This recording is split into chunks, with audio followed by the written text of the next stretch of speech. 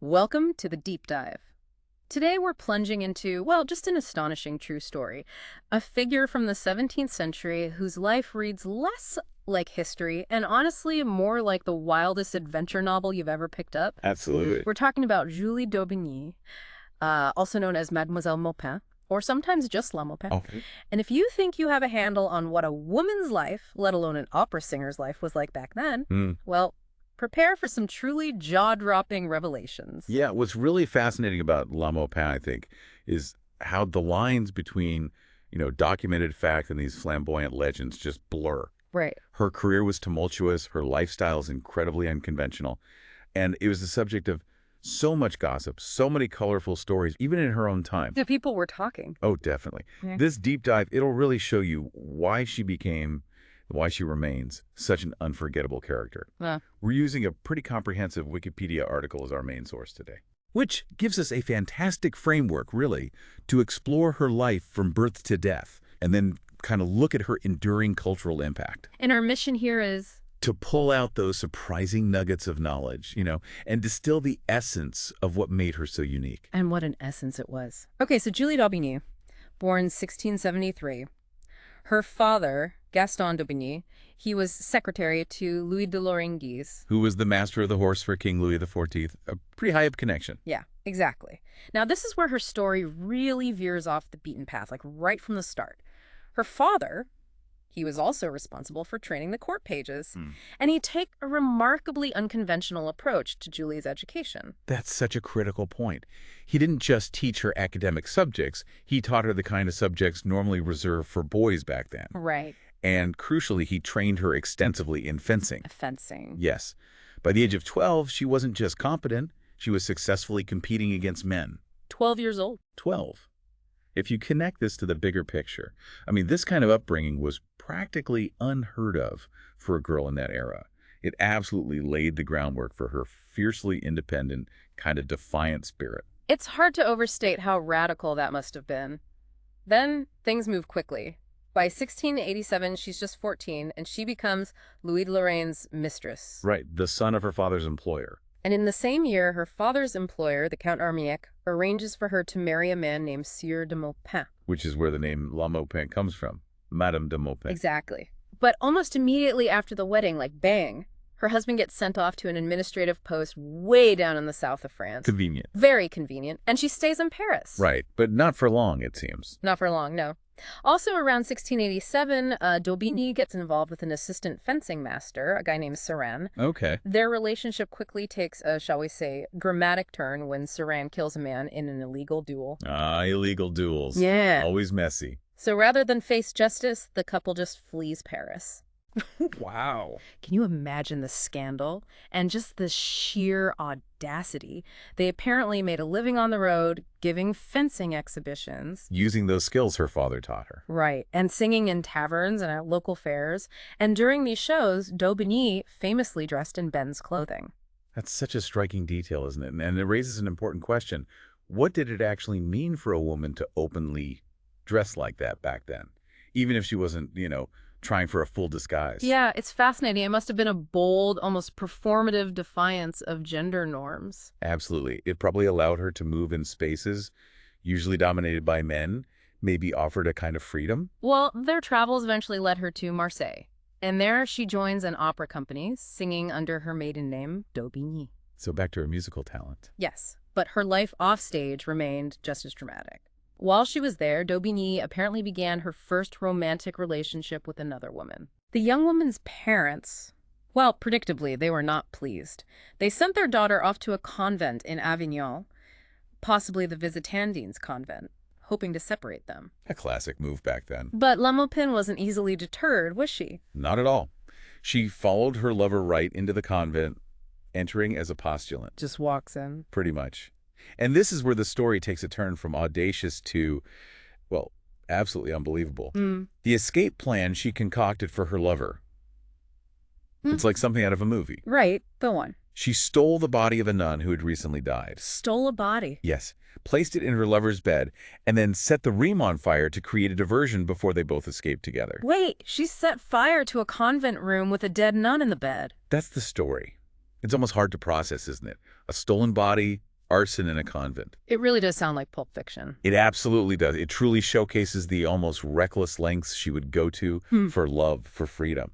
But, the affair itself apparently only lasted a few months. The young woman eventually returned to her family. And the plot, the whole escape, it was uncovered. And the consequences. Severe. Daubigny was charged in absentia, meaning she wasn't there. Right. And interestingly, charged as a male with kidnapping, body snatching, arson, and failing to appear. Charged as a male? Why? It's a curious detail. Perhaps because the crimes, or the boldness of them, seemed masculine to the authorities. Or maybe confusion due to her cross-dressing? It's unclear. But the sentence was death by burning.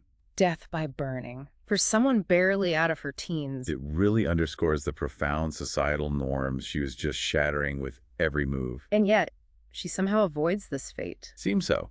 She simply left for Paris, or rather, returned to Paris, and once again started making her living by singing. Just picks up and moves on. Incredible. And this is where another one of those almost legendary stories happens. Yeah, Comte d'Albert incident. Exactly. In an inn somewhere called Ville Perdue, she meets this young count. He mistakes her for a man. Because she's likely dressed as one again. Probably. And they duel. Yeah. She wins. Wounds him. And then, in a twist that is just pure La Maupin, she nurses him back to health. No way. Yes. They become brief lovers, apparently, and then, remarkably, lifelong friends. That incident just highlights two recurring themes, doesn't it? Her extraordinary skill with a sword and that fluidity of her identity.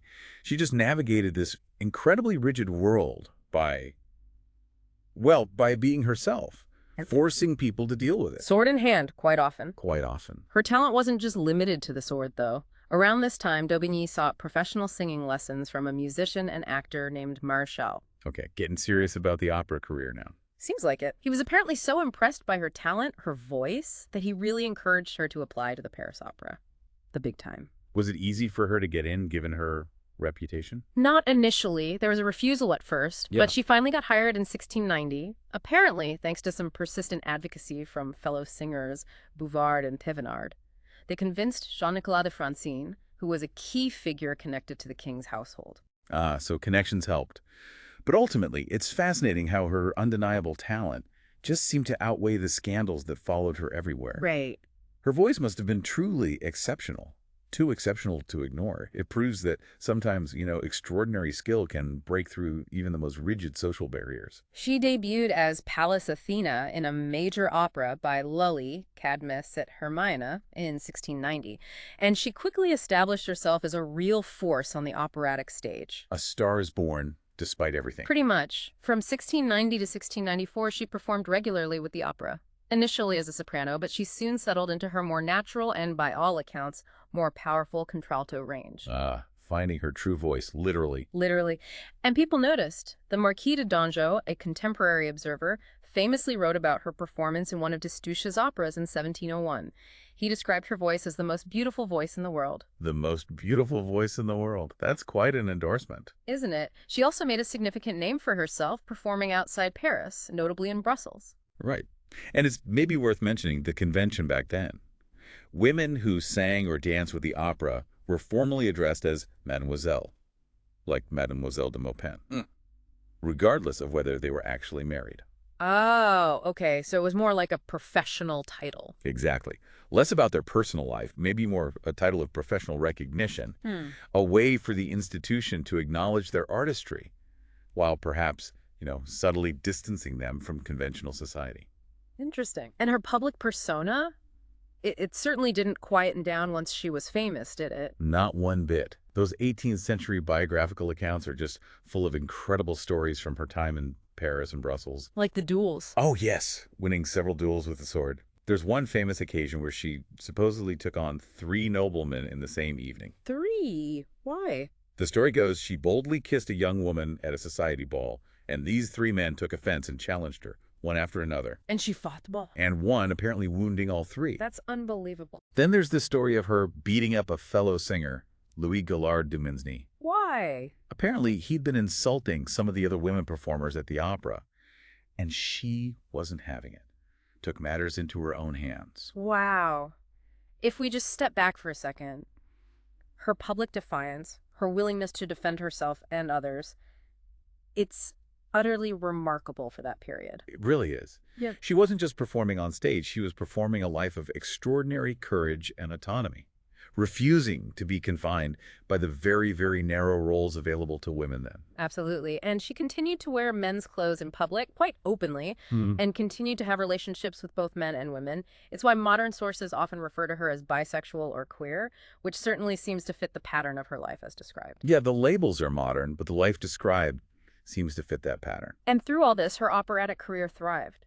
She performed right up until 1705, sang new works by leading composers of the day, people like Pascal Calas, André Cardinal de Touche, And André Campra, who actually composed the role of Clorinde in his opera Tancred in 1702, specifically for her contralto range. So tailored for her voice, that shows real standing. Definitely. Her last known appearance on stage was in La Vénitienne by Michel de la Barre in 1705. Okay, so after this whirlwind life, packed with duels, escapes, opera scandal, La Maupin's story takes a surprisingly quiet turn towards the end. It does, rather abruptly. She retired from the opera in 1705.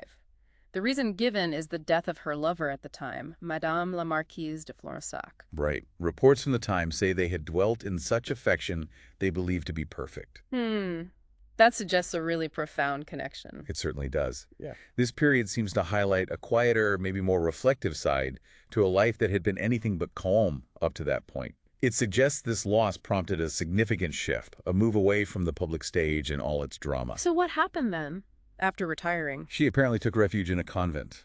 Back to a convent after the last time. It seems ironic, doesn't it? But yes. And it's there she's believed to have died in 1707, at the relatively young age of 33. Only 33. What a life packed into such a short time. Incredible. But her legacy, far from ending there, was really only just beginning to take shape in a different way. You mean how her story lived on? Exactly. Starting most notably with Théophile Gautier's novel from 1835, Mademoiselle de Maupin. Right, the famous novel, which was loosely inspired by her life, but not exactly biographical. Not at all biographical, really. It drew elements from her audacious real life, sure. But the plot, the characters, they were largely invented by Gautier. And he actually set the story in his own time, the 19th century, not hers. But it brought her name back into the public imagination. Massively. And the novel itself was quite radical for its day. Gautier presented the central character's life as being driven entirely by passion, all for love, a philosophy that really resonates with what we know of La Maupin's own approach. And its famous preface argued for art's sake, which was a provocative idea then. The book celebrated sensual love, regardless of gender. Which must have caused a stir. Oh, it did. It led to the book being banned in various places, like New York. And interestingly, the novel even mirrors La Maupin's real-life cross-dressing in a complex way. The main character, who is a woman disguised as a man named Theodore, plays the part of Rosalind in Shakespeare's As You Like It. Who famously disguises herself as the boy Ganymede. Exactly. Layers upon layers. It shows how deeply that aspect of her identity, that gender fluidity, resonated. And Gautier's novel wasn't the end of it, right? Her story keeps popping up. Continuously. Right. She's been reinterpreted constantly, inspiring countless other portrayals in print, on stage, on screen. There have been films, television miniseries, musicals, plays. Even modern music. Yeah, even quite recently, the English indie pop band Bastille released a song that explicitly references that infamous convent fire. No kidding. Yeah. It just speaks to how enduring and captivating her legend truly is. People keep coming back to her story. So, okay. We've unpacked this truly extraordinary life.